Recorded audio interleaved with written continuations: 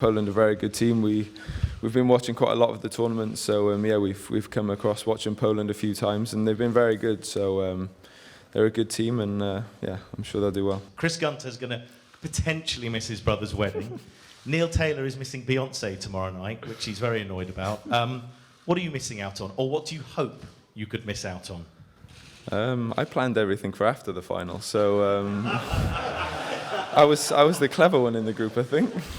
I hadn't seen my family in three weeks or so, so yeah, it was a bit emotional when she ran onto the pitch, but amazing to celebrate, obviously with my family being there, and obviously my daughter being able to run around on the pitch like a wild child. So no, but one that obviously a memory that I'll never forget, and obviously have the pictures and the videos to look back on in the future, and just to recap on what an amazing experience it's been.